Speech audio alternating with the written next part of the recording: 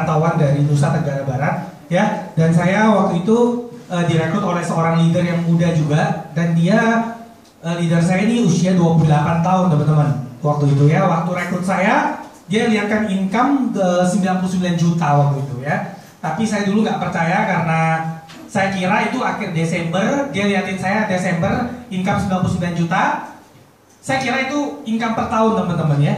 Tapi ternyata itu per bulan ya. Waktu itu saya tidak percaya ini sama Ko Ricky ini. Karena kan kalau orang lihatkan Desember mungkin saya kira per tahun. Benar nggak teman-teman?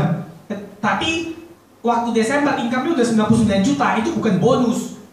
Ya, kalau bonus di bulan apa bro? Februari. Iya kan? Sama kalau nggak salah ada bulan 6 gitu loh. Untuk persistensi kalau nggak salah ya. Dan dia lihatkan di Desember. Tapi saya tahu itu ketika saya sudah join Pru, baru saya tahu, oh ternyata dulu income yang dilakukan Ko Ricky ini dulu berarti income yang bukan bonus gitu loh, ya kan? Nah dari situlah saya direkrut sama Ko Ricky teman-teman ya. Saya lanjut dulu. Ini materi saya ada 60 slide loh, teman-teman. Jadi sampai jam 1 malam kita hari ini. No problem. No problem ya. No problem. Wah tapi luar biasa loh John ini. Saya bilang kok kalau bisa bawa leader-leader juga untuk hadir teman-teman hari ini ya, supaya hari ini kita belajar teman-teman ya. Bukan berarti tapi saya sudah pernah melakukan hal yang saya sharingkan hari ini teman-teman ya. Jadi teman-teman mau tiru juga, kalau nggak cocok sama David punya materi nggak apa-apa ya, tapi kalau cocok boleh diterapkan teman-teman ya. Nah teman-teman, saya ceritakan background saya dulu. Mahasiswa manajemen keuangan, saya masuk tahun 2010 di Petra. Saya wisuda bulan Februari 2014 ya. Dan saya join Prudential 23 April 2014 teman-teman. Fit, terus kamu bulan Maret tuh ngapain? Dulu saya diajak ke kantor Falas ya. Saya waktu itu diajak ke kantor Falas, disuruh jualan Falas dan sebagainya. Tapi nggak berhasil teman-teman ya. Perantauan dari saya Nusa Tenggara Barat, kota Sumbawa Besar. IPK saya waktu itu kuliah 2,8 teman-teman ya. Tapi di Prudential nggak penting IPK itu ya sekarang ya. Oke teman-teman ya. Jadi background singkat saya ceritanya seperti ini teman-teman. Background saya ya. Jadi saya dibilang kaya sekali juga enggak sih ya. Tapi bisa kuliah di Surabaya ya teman-teman ya. Jadi waktu itu saya dikasih uang mama saya 3 juta 1 bulan buat bayar kos sama uang makan teman-teman ya. Kayaknya cukup ya. C 3 juta, hah? Oh, untuk sendiri cukup. Untuk sendiri, belum pacaran ya tahun dulu. Tahun 2010 itu 3 juta sebulan, bayar kos 1.200.000 teman-teman. Saya dulu. Cukup lah ya 1,8. Tapi ya pokoknya, hah? Ya makan sehari 30.000 lah mungkin sekitar segitulah ya. Tapi ya cukup lah bisa sekolah di Surabaya ya. Nah teman-teman, saya masuk ke materi utama saya ya. Kalau background rata-rata teman-teman mungkin sudah sering dengar lah, David ini mahasiswa ya, udah sukses di Prudential dan sebagainya. Tapi belum sukses teman-teman ya. Nah teman-teman, kenapa harus sosmed? Yang pertama teman-teman, yang saya akan bahas, zaman mulai berubah, pengguna internet selalu meningkat setiap waktu. Itu yang pertama. Yang kedua, manusia zaman sekarang lebih banyak dan sering memegang gadgetnya dibandingkan berinteraksi secara langsung, teman-teman. Yang ketiga, kaum milenial dari kecil bahkan dari balita sudah pegang gadget dan sifat kaum milenial cenderung ingin instan, teman-teman. Nah, teman-teman, kalau dari sekarang teman-teman nggak mencoba buat menggunakan handphone kalian akan ditelan sama zaman, teman-teman. Ya, karena saya ada dapat AAD saya dari media sosial juga ya. Dulu nggak kenal ya. Nah, teman-teman, pengguna internet semakin bertumbuh setiap tahun, teman-teman. Saya ada datanya. Jadi gini teman-teman, dari tahun 1998 sampai 2017 yang menggunakan internet orang Indonesia itu adalah 143 juta jiwa, teman-teman. Oke, yang ya berarti orang yang menggunakan internet berarti orang yang agak mampu lah, ya berarti yang mampu hitungannya ya. Nah, pertumbuhan rata-rata pengguna internet itu sekitar 10-15% teman-teman. Dan ternyata teman-teman ada juga yang belum menggunakan internet. Mungkin orang-orang kolot yang usianya 70 tahun ke atas ya, yang dulu belum zamannya ya. 262 juta penduduk Indonesia kan sekarang ada 262. Penduduk Indonesia banyak banget, tapi banyak juga yang meninggal Pak. Nah, yang pengguna internet itu sekitar 143 juta jiwa teman-teman. Oke?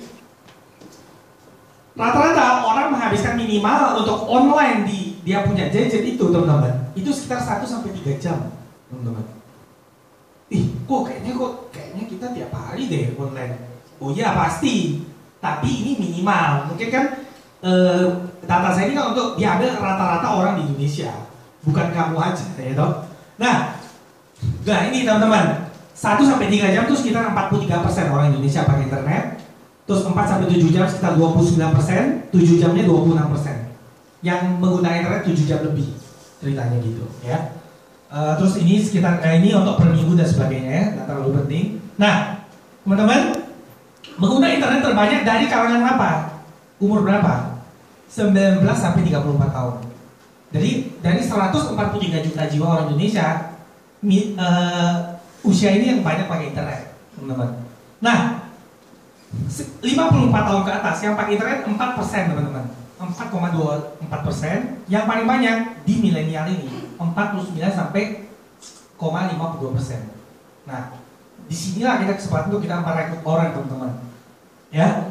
Nah, layanan yang terbanyak yang diakses oleh orang apa, teman-teman? Chatting sebenarnya. Ya. Yang pertama, yang paling sedikit tuh ini, perbankan ya. Nah, ini, teman-teman, yang kedua apa? Sosial media, baru search engine. Search engine itu apa? Ya Google ya, yang langsung kita cari cetik langsung keluar yang kita mau. Nah, itu search engine, teman-teman ya.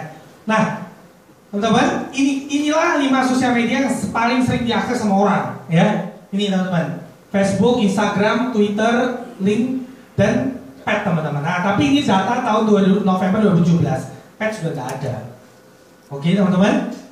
Ya. Nah, teman-teman, padahal kita lihat, kayaknya kok lebih banyak orang pakai Instagram ya. Sebenarnya enggak, teman-teman. Dan lebih banyak itu Facebook sebenarnya orang pakai daripada Instagram ya. Cuma mungkin diambil secara global nih, saya punya sumber ya. Nah, perkembangan bisnis online di Indonesia naik 17% setiap tahun. 17% pertumbuhan industri e-commerce di Indonesia naik, teman-teman ya. Tapi teman-teman lihat, teman-teman paling sering akses apa? Tokopedia sama Shopee, bener nggak? Ya, bener nggak? Teman-teman di sini sering aksesnya 2 itu doang kan? Lazada kayaknya jarang deh. Kenapa, teman-teman? Karena teman-teman tahu, kita orang Indonesia, Tokopedia semua ada, Pak. Fashion ada, susu anak, apa semua ada di Tokopedia sama Shopee ini. Tapi di Lazada orang ke fashionable. Nah, Lazada itu fokusnya di mana? Di fashionable, baju. Nah, berarti teman-teman tahu, orang Indonesia ini lebih konsumtif untuk fashion.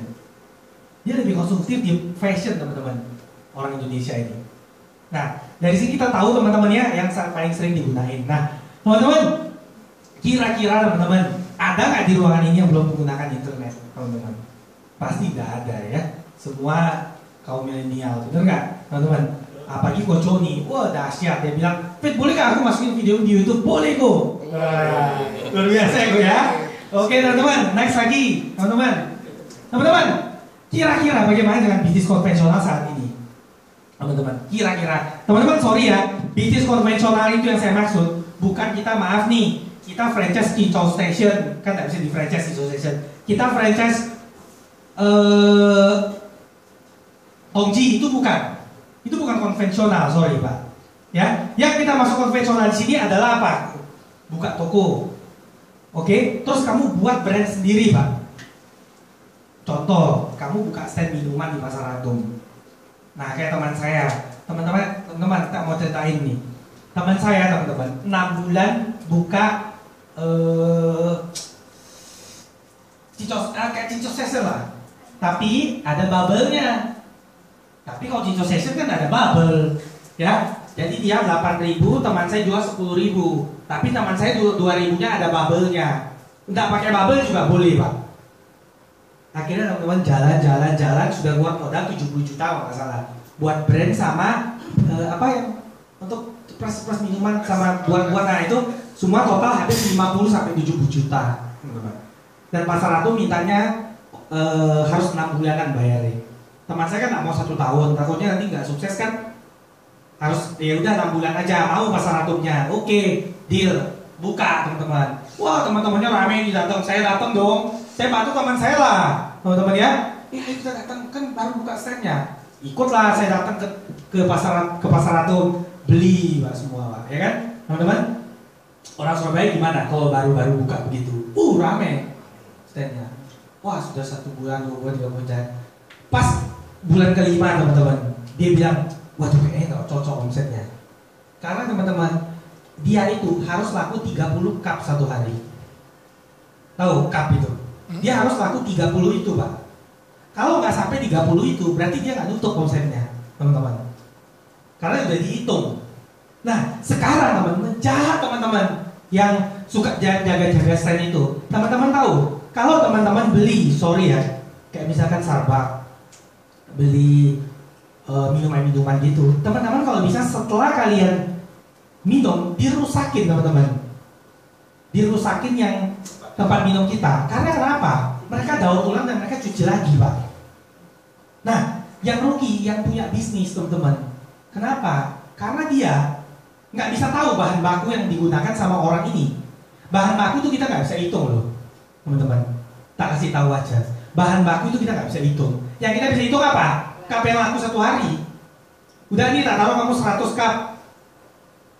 Orangnya jual 35 kan bisa. Tapi 5-nya kan diambil dari yang daur ulang, yang orang buang-buang itu. Nah, di situ dia rugi, Pak, teman-teman. 5 lumayan loh. Kalau tiap hari kayak begitu. Nah, di situ dia rugi, teman-teman. Bahan baku kayak teh apa kan dia nggak bisa hitung. Nah, Isa, gimana caranya? Bubuk-bubuk itu kamu hitung. Mau hitung gram, waduh susah, Pak. Nggak segampang itu. Nah, tahu teman-teman? Jadi bisanya cuma dari cup aja, Pak. Dulu misalkan buka apa, kafe apa ya? Carnivore ya kalau nggak salah ya. Carnivore ya. Rame, Pak, orang kesana foto-foto. Sekarang coba lihat, sepi, Pak. Nah, itu kenapa? Ya itu namanya resiko bisnis. Tapi gini teman-teman, contoh teman-teman, bisnis yang franchise soal seperti Starbucks ya, itu sudah nggak akan mati, Pak. Sorry nih, contoh kayak McD, KFC itu nggak akan mati, teman-teman. Nggak pernah saya lihat sepi, Pak, KFC, McD itu. Nggak pernah loh saya lihat sepi. Itu karena kenapa? Kita nggak ikut di dalam situ. Teman saya, teman-teman tahu yang jual cup itu di Pasar Ratu, dia ikut juga jualan loh. 6 bulan, selama 5 bulan, bosnya ikut jualan. Pagi brosur di toko-toko Pasar Ratu kan banyak. Dibagiin satu-satu brosur loh, sudah loh. Kayak begitu loh, masih bisa bangkrut loh. Bayangin. Ini kita ada teh baru, dibagi brosur semua. Setiap orang lewat dibagi semua brosur.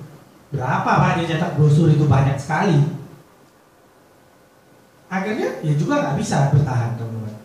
Karena dekat sama Cico Station, Pak. Sini Cico Station di dalam food courtnya Pasar Ratu, di sini dia, Pak. Nah, teman-teman coba dari saya nih, contoh kalian dari pembeli, sorry ya. Tongji harga 7.000, saya buka nih. David Prudential buka Tongji, bukan Tongji apa deh. Bukan Tongji namanya apa? David Tea misalnya apa gitu. 7.000 juga, Pak. Sebelahnya Tongji, kalian beli mana? Kalau saya 6,5, Tongji 7.000. Nah, masih Tongji ya. Saya 5.000, Pak. Nah, orang Surabaya beda gopay aja. Aduh, gimana gitu. Apalagi kalian sama harga, kalian nggak mungkin dibeli, percaya sama saya. Gitu.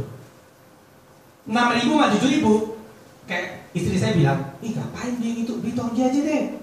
Gitu. Enggak, Mas. Teman-teman terus tahu kemarin Tongji buat apa yang kemarin ya? Tongji buat yang di UNDC itu loh. 4.000 ya teman-teman. Dapat 2 loh. Gila nggak? Gila itu menurut saya. Ngawur itu karena baru buka. Nah, 4.000 itu dapat 2 cupnya Tongji itu loh. Nah, tapi kan dia nggak cari untung mungkin. Gitu. Tapi kan promosi, mau nggak mau kan, kita pas di BTC ya kita beli, Pak. 4.000 loh, mending 10.000 2, bener gak, Bu? 4.000 2 loh ini, dapat ini. Gila nggak? Harga cupnya aja sudah anggap 800 rupiah atau 500, ya kan? Gila nggak, teman-teman? Nah, itulah teman-teman persaingan bisnis, Pak. Nah, konvensional hilang, kenapa, teman-teman? Kira-kira nanti lama-lama ya, teman-teman ya. Efek yang hampir sama, kenapa? Traveloka 6.500.000 ya, pengunjung tiap bulan. Tiket juga, lusa trip, sama pagi-pagi, Pak. Nah, teman-teman, saya tanya sekarang gini, kok Johnny Johnson nih jualan tiket Lombok Surabaya 400.000 kalau Johnny Johnson jual. Oke? Traveloka jualnya 405.000 Pak. Kalian beli mana? Hah? Oke, Traveloka 410.000. Johnny jual 400.000 pas Pak. Traveloka. Kalau beda 50. Nah, kalau beda 50 pasti kalian langsung ikut Johnny Johnson. Tapi kan jarang teman-teman. Mana ada rugi Pak kalau 50.000. Ya kan? Jarang. Paling ya ada momen-momen tertentu, benar nggak Bu? Nah, seperti itu teman-teman. Terus teman-teman lihat lagi. Daya beli di Indonesia ini sebenarnya nggak turun. Banyak orang bilang itu asuransi ini kok susah sekali setiap tahunnya. Sebenarnya enggak loh. Malah omset Prudential naik loh, teman-teman ya. Sekarang pasarnya lagi terbagi aja, teman-teman ya. Teman-teman tahu jualan di Tokopedia, rakyat kecil semua bisa jualan Pak. Di Tokopedia kita nggak bisa tahu orang menengah ke bawah atau orang menengah ke atas Pak. Kalian tahu nggak? Misalkan nama tokonya si apa, itu orang kaya apa enggak yang punya? Kalian kan nggak tahu, benar nggak? Yeah. Ada orang yang buka bisnis sendiri di rumah kok, nggak perlu buka toko. Kayak saya punya nasabah, dulu dibuka di ITC. Dulu saya teman-teman zaman kuliah saya jualan barang KW yang online itu loh. Nah teman-teman, kenapa saya jualan barang KW? Ada alasannya. Kenapa? Karena karena kita punya laku setiap hari itu lebih banyak. Sorry ya, kita jual misalkan barang Prada, misalnya Prada atau Gucci, ya mungkin bisa kita laku 500.000 satu hari, sekali jual. Tapi lama lakunya lagi, ngerti teman-teman? Tapi kalau barang KW, saya bisa laku 35.000 sampai 40.000 satu barang. Tapi saya bisa lakuin satu hari berapa gitu loh. Sama aja teman-teman, satu minggu kamu cuma laku Prada satu, cuma untung gopay misal. Sama aja. Kenapa kamu nggak satu hari untungin yang 35.000 itu 5 kali lah? Gitu. Nah itu saya pikirkan dulu waktu saya zaman kuliah teman-teman. Jadi, tapi saya punya untung sih nggak terlalu banyak teman-teman. Jadi gini teman-teman, orang itu di online gila nggak? Kok itu harga tasnya 150.000 ya handbagnya? Iya. Kok itu bahannya dari apa? Kok itu jahitannya rapi nggak? Gila nggak teman-teman? Nah, barang 150.000, mau yang bagus banget ya nggak bisa loh, teman-teman. Bener nggak?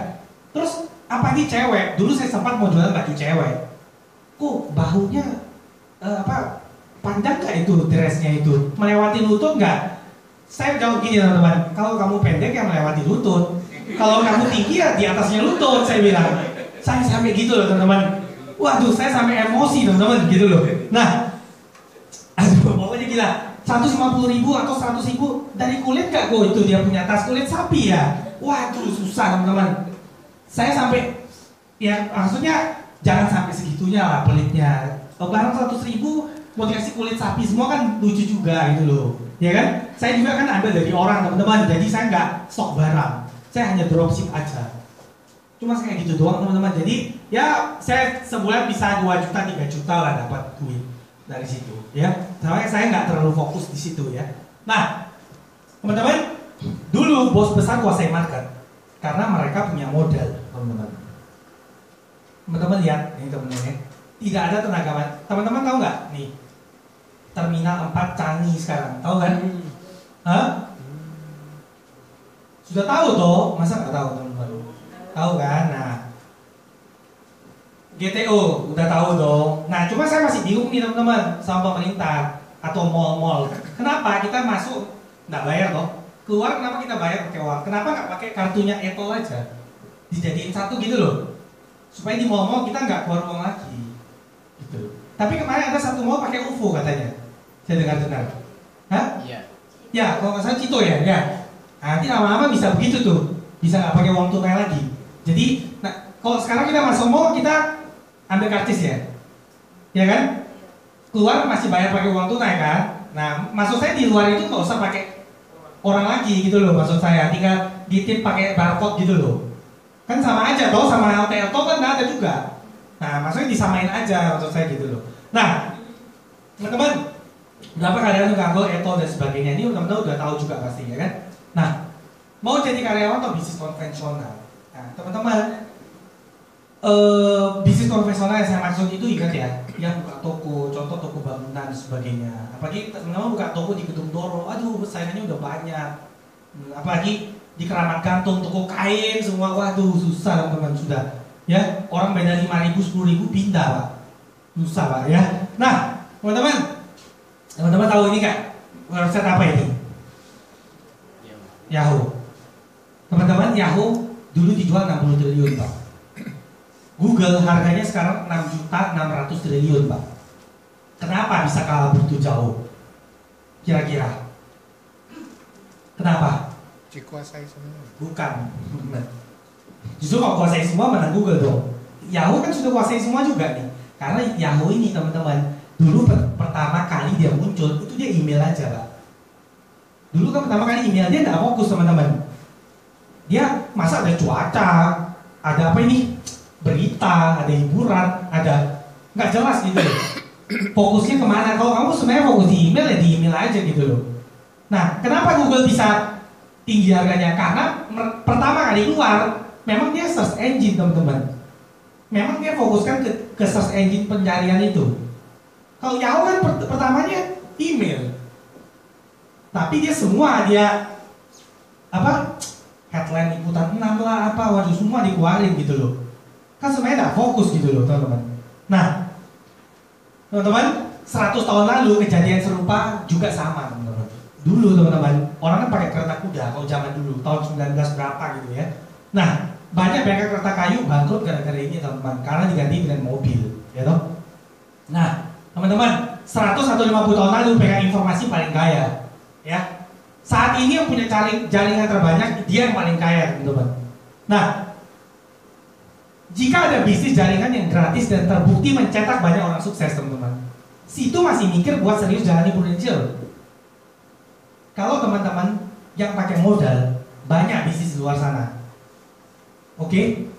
Tapi yang nggak pakai modal ya prudential, teman-teman. Kalau yang kalian pakai modal nih, banyak. Tapi ingat, ada up down juga. Sama di prudential ada up down. Makanya leader-leader yang sering bilang, oh aduh di prudential susah dan sebagainya. Sama aja teman-teman, di luar sana juga sama. Up down juga bisnis. Gak ada bisnis yang naik terus itu gak ada pak. Kalau ada saya mau deh, kalau ada.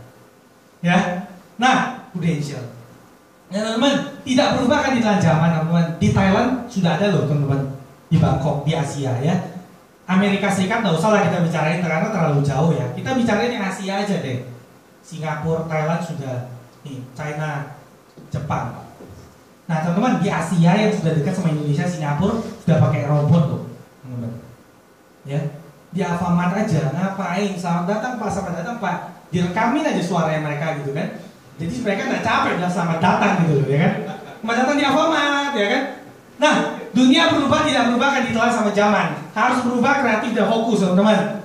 Celana dalam aja berubah terus, teman-teman. Ya, kan celana dalam makin kecil nih. Ya, nggak ada celana dalam makin besar, bener nggak? Celana dalam makin kecil terus. Nah, kita harus berubah teman-teman dari sekarang. Pakailah namanya media sosial, Pak. Nah, terus teman-teman, nih, mencari uang dengan tenaga ada batasnya, betul? Tapi kalau dengan sistem pasti tanpa batas, teman-teman. Nah, inilah PIBT dengan sistem jaringan sudah terbukti, teman-teman. Nih, kalian kalau mau buka McDonald's sekarang 1,1 M sampai 2,2 M, Pak. Miliar dolar, Pak. Berarti setara dengan berapa itu? Kalau di Indonesia kan berapa?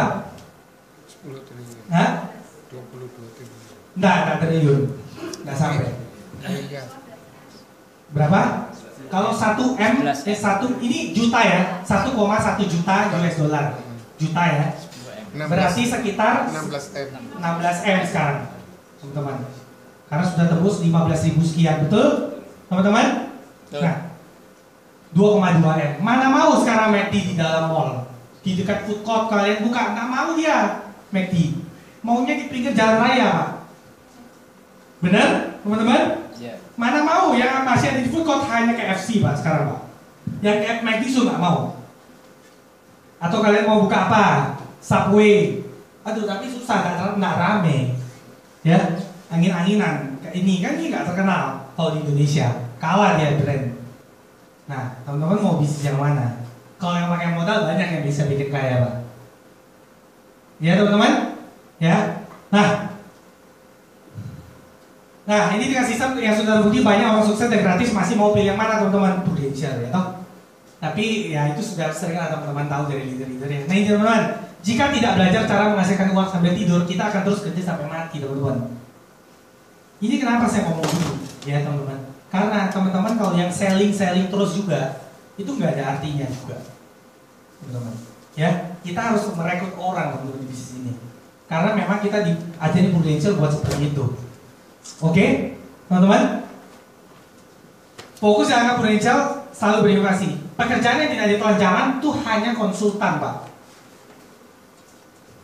Tanda tangannya notaris boleh dipakai komputer, nggak boleh, Pak.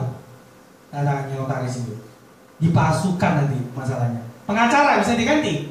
Nggak bisa pengacara diganti. Makanya Hotman Paris pinter, suruh anak-anaknya semua ke sekolah pengacara, Pak. Ya. Dokter, susah dokter. Siapa yang bisa? Meskipun robot mau operasi orang, nggak segampang itu, teman-teman. Ya, Prudential. Oh, Fed, sorry. Kemarin aku lihat ada orang jualan asuransi. Sekarang ada jualan asuransi lewat online. Jadi nasabah tinggal klik, langsung bisa punya polis. Teman-teman, tak kasih tahu ya. Kalian yang jelasin nasabah aja, dia ngambil nggak? Belum tentu. Apalagi yang online, Pak. Dia harus nabung 10 tahun, 20 tahun, Pak. Dia klik itu, kalian gampang kira-kira. Nah, makanya itu yang belum bisa menggantikan Prudential ini, teman-teman. Oke? Oh, kenapa Mbak Citra senyum-senyum? Oh iya. Teman-teman, nah teman-teman, kira-kira seberapa sering sih orang pegang HP dalam satu hari? Kira-kira. Nih, 5,6 per hari mereka menghabiskan waktu untuk mengotak-ngotik layar handphone mereka, perempuan terutama. Ya. Terus berdasarkan studi itu kalian melihat handphone kalian tuh 85 kali dalam satu hari, Pak. Buka kantong tangan itu 85 kali. Masuk keluar itu 85 kali, teman-teman. Ini riset yang membuktikan, Pak. Tapi kalau yang lebih dari itu ya berarti dia udah termasuk golongan orang yang memang autis dengan handphonenya, ya. Jadi nggak apa-apa sih sebenarnya, ya. Sebenarnya autis sama handphone itu ada dua, ada kekurangan dan kelebihan. Jadi nggak semua orang yang autis dengan handphone itu jelek gitu loh. Ada yang punya kelebihan. Tapi kalau dia menghasilkan uang, itu baru kelebihan, Pak. Ada orang yang pegang handphone tapi tidak menghasilkan apa-apa. Percuma menurut saya. Apa gunanya ngepo-ngepoin orang? Benar nggak? Ngepoin orang tapi untuk direkrut nggak apa-apa. Ya kan? Ya. Jadi sosmed adalah salah satu lahan bahasa kita untuk prospek dan rekrut. Ya. Lebih praktis dan tidak buang tenaga dan waktu karena bisa dilakukan di mana saja dan kapan saja. Masih mau beralasan kamu tidak prospek rekrut karena terkendala jarak, waktu dan tenaga, teman-teman? Kan banyak nih dari situ bilang, wah jauh Pak, aku di Sidoarjo Pak. Nah teman-teman, tapi kalau kamu lewat sosmed, kamu bisa tahu nih orang ini pasti nggak mau ketemu kamu. Kayak saya misalkan kemarin ada ketemu orang nggak kenal, dia rumahnya di Sidoarjo, tapi pasti ketemu saya kalau ke sana. Nah, teman-teman mungkin di sini ada yang aktivitas ke Sidoarjo atau ke Pasuruan, terus ternyata nggak jadi ketemu sama nasabahnya, betul nggak? Nggak apa-apa, teman-teman. Tapi sekarang kita ubah cara itu menggunakan sosmed, yang kita pasti akan ketemu sama orang ini gitu loh. Ya, jadi ada kata-katanya nanti, bentar teman-teman ya, belum sampai sana. Nah, sebagai leader kita harus meningkatkan kualitas kita. Usahakan sebisa mungkin aktivitas Anda ini berkualitas, Pak, tiap hari. Nah, jangan sampai, sorry teman-teman ya, datang kantor, ada database, telepon di kantor, Pak. Itu bukan aktivitas loh, sorry Pak. Aku bilang itu bukan aktivitas. Ya aktivitas itu apa? Kalau kamu ketemu sama orang ini loh. Nah ini baru kamu bisa hitung aktivitas. Telepon-teleponnya apa? Itu bukan aktivitas, teman-teman. Sorry. Itu kan usaha kalian buat ketemu orang, betul nggak? Tapi yang betul-betul aktivitas yang kalian hitung itu adalah saat bertemu orang. Nah ini aktivitas, Pak. Kalau telepon di rumah kan bisa. Ngapain harus ke kantor? Karena oh ya, aku harus ke kantor nih setiap hari supaya aku ada aktivitas. Nah itu bukan, teman-teman. Ngerti ya? Bedakan itu, teman-teman. Nanti kalian merasa apa?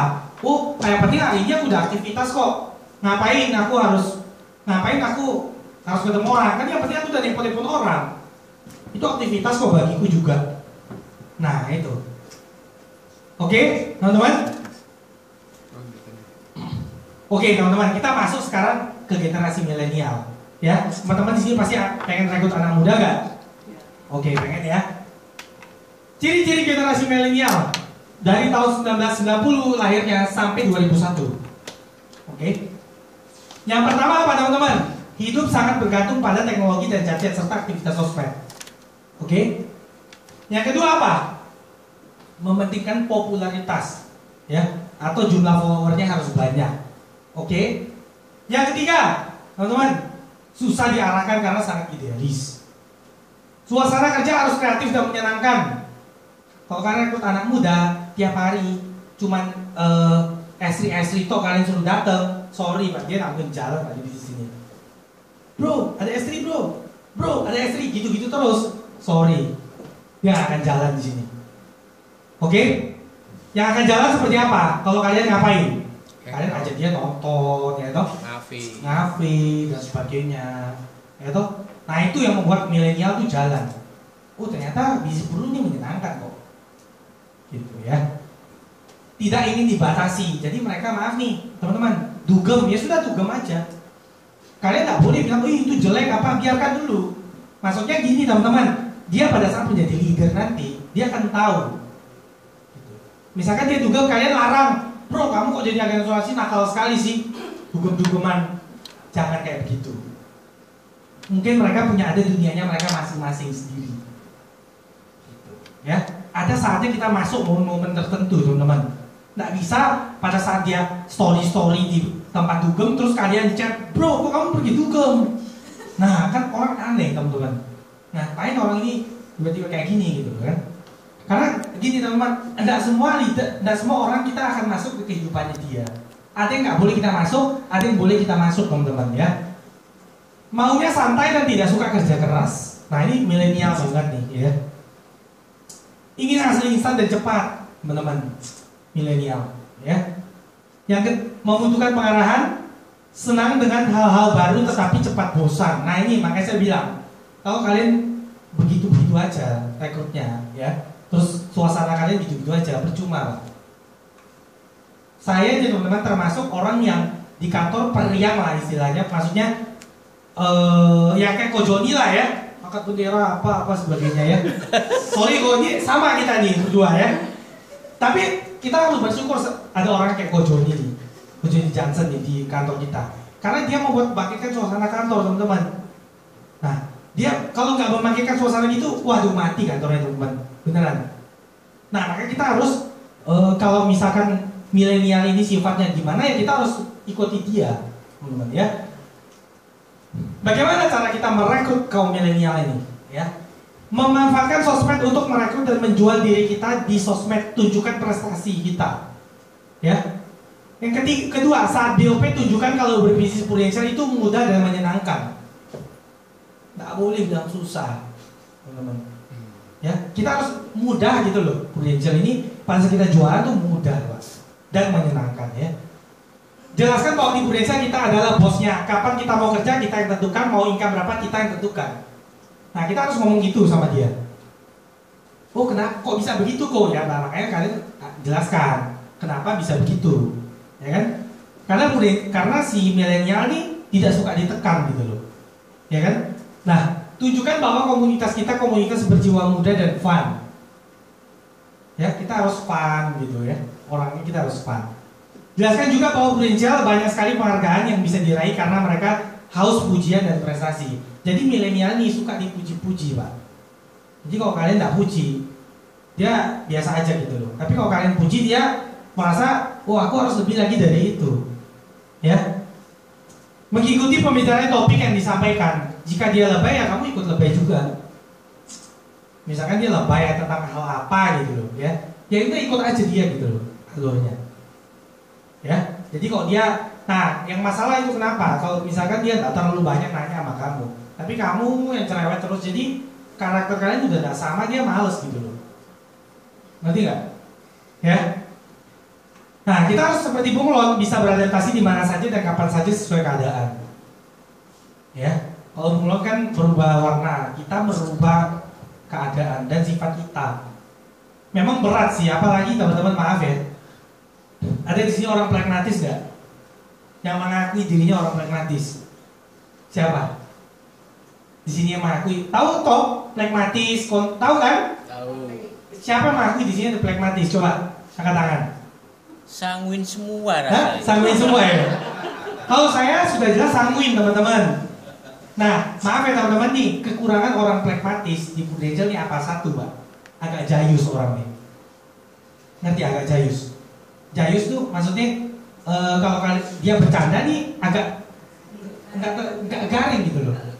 Yes, nah itu kekurangan orang pragmatis sebenarnya. Nah itu sebenarnya. Oh masih kurang pragmatis. Nah itu kekurangan orang pragmatis teman-teman. Makanya kalau kalian ketemu orang pragmatis, kalian lucu, biasanya agak nggak nyambung sebenarnya. Gitu. Biasanya, ya. Nah, tapi itu nggak menjadi patokan. Ini saya cuma ngomong pada umumnya gitu loh, ya. Bagaimana cara menghandle akhir kaum milenial di Prudential ini? Bagaimana cara kita menghandle dia? Caranya seperti orang pacaran lah, teman-teman, tarik ulur dia, ya. Ada kalanya kita intens mengontrol aktivitas dan membimbing mereka, serta ada kalanya juga kita membiarkan mereka aktif belajar sendiri. Nah, makanya saya bilang tadi, kalau dia dugem jangan larang-larang dia. Kamu kan bukan siapa-siapa dia, mamanya aja nggak larang dia kok. Betul nggak, teman-teman? Ya. Jadi kalau dia melakukan aktivitas yang dia kumpul sama temannya, ngerokok dan sebagainya, ya biarkan aja. Ngapain kita urus dia? Yang penting kan kita udah ajakin dia dan sebagainya. Misalkan memang kalau dia nggak bisa konsisten dan sebagainya, ya dipikirin dulu. Ya mungkin kita cari yang lain lagi, gitu. Nah bisa kita terus seperti ini. Nah ini supaya tidak annoying, Pak. Masa setiap dia aktivitas kamu terus tanyain dia, kan annoying bagi dia, betul nggak? Tahu annoying kan? Jangan sampai nggak tahu annoying teman-teman ya. Mengganggu. Hah? Ya kayak annoying kayak, iya apa sih orangnya risih gitu, ya. Selalu ingatkan pada goal mereka dan proses yang mereka harus jalankan agar tidak cepat merosot dari bisnis ini, ya. Selalu buat mini goal berkala jadi hidup mereka serasa lebih menantang karena selalu ada goal-goal baru yang mereka harus capai untuk diri mereka. Jangan buat goal untuk orang lain karena milenials memiliki sifat egois. Gini teman-teman, kalau pada saat kita buat goal ke milenial, kita suruh dia tulis goal nih, dia bilang begini, saya pengen belikan mama saya mobil. Itu bullshit teman-teman. Karena kenapa? Orang milenial ini dia punya sifat egois, Pak. Dia goes kepada diri sendiri sebenarnya. Nah, mungkin ada orang milenial yang seperti itu, cuma jarang teman-teman. Nah, jadi kalau bisa buat goal itu yang pencapaian dirinya sendiri dulu, baru untuk orang lain, ke orang tuanya. Karena milenial ini egois gitu loh sifatnya. Gitu. Kalau bisa goal dia dulu. Bro, kamu pengen apa? Oh, aku mau beli sabuk Gucci 10 juta, Pak. Nah, itu kayak seperti gitu loh. Nah, kamu pengen beli apa, bro, kira-kira? Gitu. Jangan maksudnya buat goal untuk orang lain. Oh, aku mau beliin kakakku ini. Percuma, teman-teman. Pasti nggak sampai. Ke dia dulu, yang penting. Nah, itu ya. Reward dan punishment, ada kalanya kita memberikan hadiah pujian saat mereka mencapai sesuatu. Dan ada kalanya kita memberikan punishment jika mereka tidak mencapai targetnya. Bro, kalau kamu nggak capai targetmu, tak beli. Kalau kamu nggak capai targetmu, kamu yang kasih aku iPhone X, Pak. Tapi kalau kamu capai target, aku yang beliin kamu iPhone X. Berani nggak kamu kayak gitu? Nah itu. Hah? Iya tahu teman-teman, harus begitu, bro. Gimana kalau kamu tahun depan nggak 2 miliar directmu? Seperti itu dulu. Ngerti ya teman-teman? Masa saya harus jelaskan lagi? Nggak usah ya, ya. Sudah ngerti kan? Kita harus bisa mengimbangi karakter mereka. Jika sama-sama emosi, pasti kita bertengkar, Pak, sama mereka ini. Makanya nggak boleh sama-sama emosi. Kita harus agak reda, ya. Oke? Suasana belajar kita fun dan berganti-ganti, tidak melulu di kantor berbentuk kelas formal. Gitu. Kayak kemarin saya pergi ke kantor Rock Agency, Pak. Rock Agency di Bandung, teman-teman, ya. Nah, teman tahu, saya ke sana. Saya kira yang datang itu, teman-teman, ternyata leader ya. Kayak kira, teman-teman tahu, Modelnya kayak apa? Apa kalau cowok sekarang jogger pants itu? Boot. Jogger pants ya, Oh, sepatu cats. Kayak milenial banget teman-teman. Sudah tidak pakai sepatu formal lagi. Di rock agency itu. Jadi speaker, saya lihat, kok pakai baju kaos oblong-oblong gitu loh, teman-teman. Jadi milenial sekali kantornya ini, teman-teman. Saya kaget, saya kan kunjungan ke sana waktu itu di rock agency itu. Kok leader pakainya begini? Iya, kita semua begini. Leader agent sama mau pakainya gini. Gitu. Jadi mereka yang agent-agent yang tidak pakai formal, mereka tidak merasa kayak kantornya ini bukan kantor, kayak rumah gitu. Jadi kita dibuat ini kayak rumah kita yang sering kita supaya nyaman gitu loh, teman-teman. Jadi leader-leader semua pakai cats gitu, teman-teman. Saya kan juga kaget dong. Saya kira agent biasa kayak apa ya kan? Memang stylenya kayak gitu. Terus mereka bilang, oh kok ini setiap hari kayak begini? Oh enggak Fit, jadi gini, kita Senin sampai hari apa gitu kita pakai formal. Tapi kalau ya Kamis, Jumat, Sabtu gitu kita udah mulai milenial gitu loh. Nanti ya teman-teman ya, pintar sih sebenarnya, bagus sih ya. Building tim bersama para milenial. Gimana teman-teman? Membangun kepercayaan mereka dulu dan saling menghormati. Ya. Mengatur ekspektasi bersama jangka panjang. Pemimpin tim memfasilitasi komunikasi di antara anggota tim, ide-ide. Nah, jadi teman-teman, ya, misalkan milenial ini, misalnya kalian harus tanya ke dia, kamu ada kira-kira, misalkan agent pun ya, itu boleh berpendapat. Karena kalau agent nggak boleh berpendapat, nanti mereka merasa orang lain di sini. Nah, jadi kita menyarankan agent ini berpendapat, kira-kira meeting unit ini menurutmu ada yang kurang nggak? Jadi mereka kan kasih ide-ide dong. Jadi mereka merasa, oh ya ternyata ini adalah hal baru. Maksudnya ini keluarga baru nih, David nih, dia sampai nanya begini sama saya gitu loh. Nah, menanamkan sikap memiliki atau kekeluargaan ini penting sekali teman-teman. Ya, penting sekali ya. Melihatkan sisi positif dari perbedaan pendapat. Jadi jadi misalkan orang yang berbeda pendapat, kita harus membuat ini adalah sesuatu yang positif teman-teman. Ya, bukan sesuatu yang negatif. Jadi kita akan tampung semua milenial ini punya apa alasan-alasan mereka dan pendapat mereka, ya kita jadikan itu sebagai acuan gitu loh untuk majulah tim kita gitu loh teman-teman ya. Terus evaluasi tim dan umpan balik tujuan mereka apa ya, kalian harus tahu tujuan milenial ini ya. Nah teman-teman, kira-kira milenial zaman sekarang apa sih yang membuat mereka nggak jalan sebenarnya? Teman-teman tahu nggak alasannya apa? Belum. Mas, nggak tahu? Nih alasannya terjawab. Nomor pertama apa teman-teman? Oke, nomor 2. Nomor 3. Nomor 4. Nah ini. Lah terus apa tujuannya anak muda ini, Mbak? Hah? Apa tujuannya mereka ya? Saya tanya. Kalau semua dari orang tuanya ini.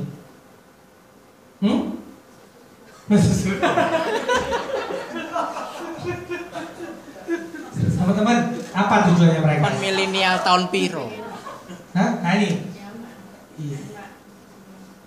Saya uang sudah dari orang tua saya kok. Sudah banyak, saya bisa jalan-jalan luar negeri kok. Apa tujuan mereka? Nggak ada, Pak. Bener nggak? Nah, kalau orang nggak punya tujuan gimana? Susah tau. Bener? Bener.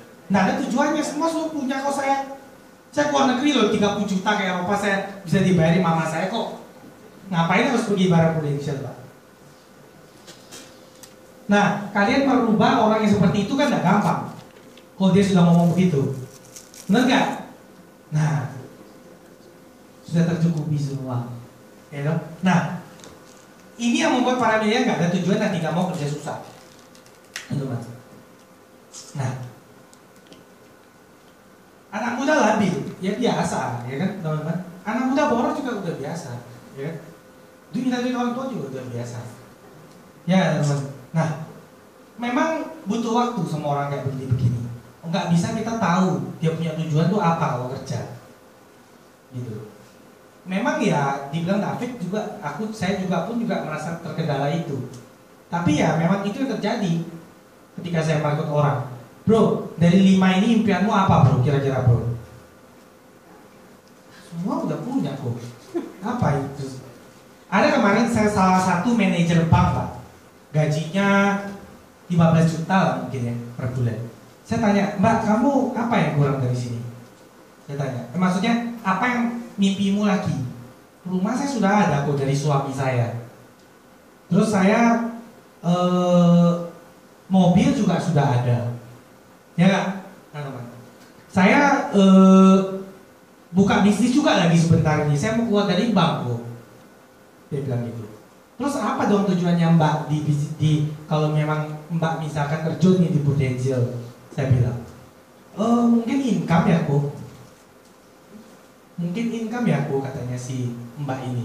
Oh income ya Pak ya? Iya. Oh terus ya udah saya lanjut terus BOP saya.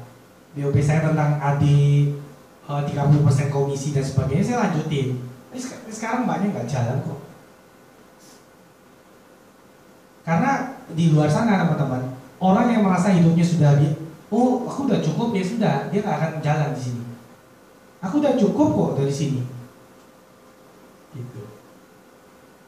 Ya teman-teman, gaji 5 juta teman-teman kasih saya nih, cukup saya 5 juta per bulan. Nggak ada cicilan lain-lain loh ya. 5 juta untuk makan, nonton, ngafe cukup pak? Hah? Nggak cukup ya? Nggak cukup dah 5 juta. Masa nggak cukup sih? Hah? Khusus dugem dah? Hah? Ya, kalau saya bisa irit-irit lah ya. Tapi kalau saya orang perantauan kan saya harus ngekos ya 1 juta. Kalau yang ada rumah menurut saya cukup sih. Yang makan sama mamanya, ya pagi kan makan sama mamanya, papanya dibelikan nasi bungkus pak, ya kan? Dia makan cuma pas kapan? Siang doang. Sama malam kalau misalkan dia diajak keluar temannya. Tapi kalau dia langsung pulang kan irit. Dia nggak bayar apa-apa. Nah dia merasa itu udah cukup bagi dia. Ngapain saya harus kerja susah-susah gitu loh.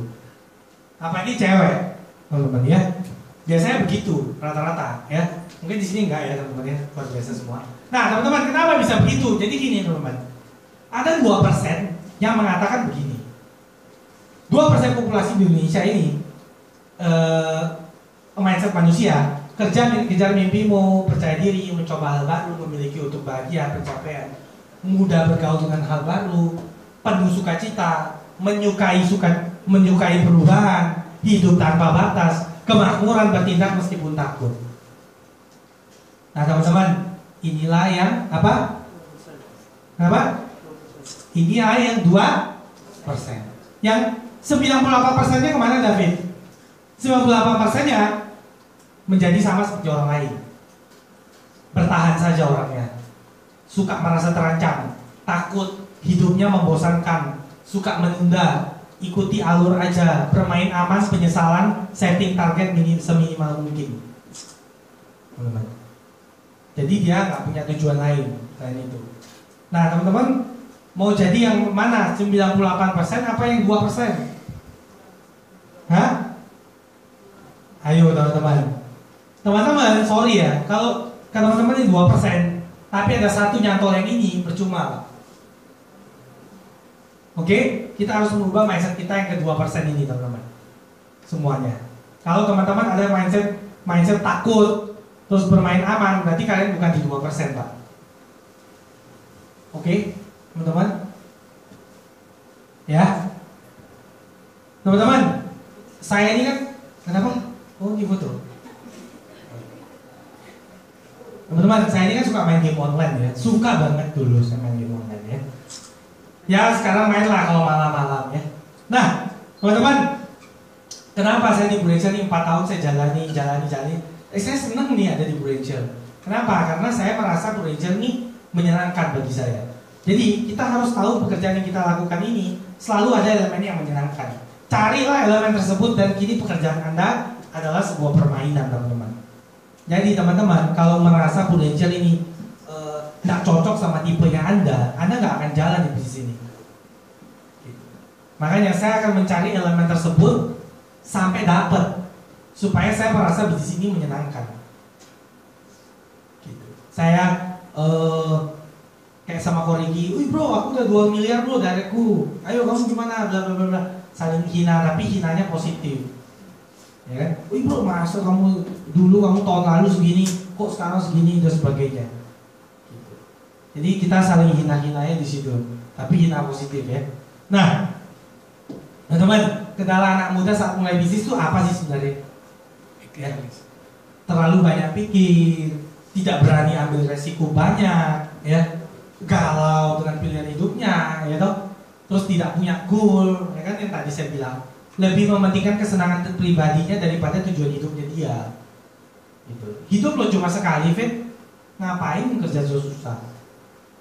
Kita senang-senang aja hidup, ya gak?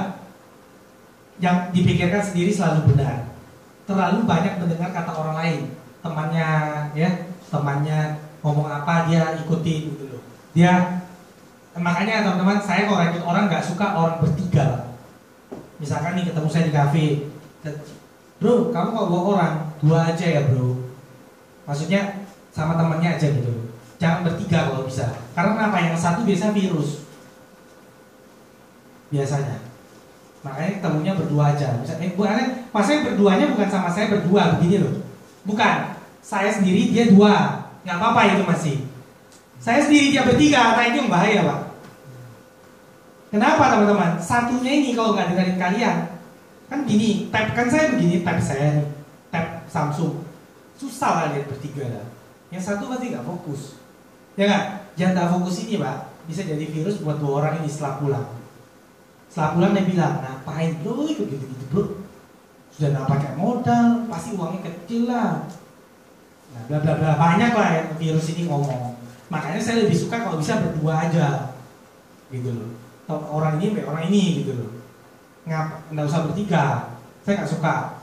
Ini ketemu hari lain aja, gitu loh. Ngerti teman-teman? Nah seperti itu kalau rekrut, ya. Comfort zone, ya. Tidak mandiri, tidak mau susah. Terlalu banyak cari pengalaman kerja. Terlalu banyak mencari pengalaman kerja. Wih, aku belum pernah pengalaman ini. Coba lagi, akhirnya umurnya bertambah terus Pak. Terlalu gampang menyerah Pak orang ini Pak. Si anak muda ini, ya, gampang menyerah ya. Dulu saya kira orang perantauan seperti saya bisa jadi juga kayak saya. Saya rekrut anak-anak kos saya. Wah itu nggak ada yang jalan teman-teman. Saya kira kan anak perantauan berarti kan butuh duit banyak toh. Tapi ternyata ada anak perantauan yang kaya juga nih. Berapa bro, kamu dikasih mamamu 10 juta Pak setiap bulan. Ada loh teman-teman. Kaget saya, 10 juta bro. Iya Fit, soalnya mamaku tahu kalau aku punya pacar nanti nggak cukup. Wah itu susah Pak. Ya teman-teman. Ya teman-teman, kayak gitu teman-teman, banyak teman-teman. Nah teman-teman, ingat ya, nasib kita itu karena diri kita sendiri sebenarnya. Ya, nasib kita berubah karena pola pikir dan tindakan kita berubah. Oke? Teman-teman tahu nggak di Indonesia banyak tuh CFP, RFP, QWP, bla bla bla, PPP ya, banyak tuh. Ada nggak yang CFP income-nya ada nggak yang CFP AP-nya 50 juta? Ada nggak? Yang CFP di Indonesia mungkin kamu kan sering tuh lihat laporan. Ada nggak orang CFP AP-nya juga 50 juta? Sedangkan CFP kan ikutnya mahal tuh. Ada nggak orang yang CFP 50 juta AP-nya? Ada. Karena teman-teman, cara kerja dia dan cara berpikir dia nggak sinkron teman-teman. Ngerti? Misalnya dia berpikir oke, bisnis Indonesia bagus, tapi cara kerja dia di Indonesia nggak bagus Pak. Gitu. Jadi yang berpengaruh di Indonesia ini cara kerja dan cara berpikir kita teman-teman. Sebenarnya 2 itu. PPP itu ya itu tambahan teman-teman. CFP, RFP itu tambahan kita. Untuk kita apa? PD Pak. Saya CFP nih. Orang awam, orang desa, saya ke desa ya. Sorry, saya kan prospeknya di luar pulau. Dia nggak tahu Pak apa itu CFP Pak. Terus kamu orang pakai kandang batu, percuma, nggak masuk di mereka. Orang desa-desa itu nggak masuk di orang desa-desa itu teman-teman. Tapi kalau kalian bawa ke Jakarta itu masuk. Karena orang Jakarta pintar-pintar. Sorry teman-teman, kalian ke pasar tradisional, jelasin keranjang batu Pak. Waduh, bisa nggak jadi ngambil Pak. Karena apa? Ribet nih orang nih. jelasinnya. Asuransi ini ribet gitu loh, ngerti nggak? Saya sampai saat ini 4 tahun di Prudential, startup itu nggak pernah saya pakai keranjang batu. Tanya istri saya, nggak pernah teman-teman saya pakai keranjang batu. Ya Pak Ali pernah lah, karena pertama jadi agent kan semua pakai itu. Kayak misalkan apa itu biasanya, apa lagi ya itu ya? Yang kemarin tuh loh, apa yang sering diajarin sini? Rekening Arab Mimpi, Hah? paper aset. Oh iya, kalau itu ya biasa sih sebenarnya. Nah, saya kalau ngomong paper aset saya dari omongan doang teman-teman. Bayangin bla bla bla bla. Saya di teman-teman kalau di toko nasabah bisa sampai 4 jam loh satu toko itu.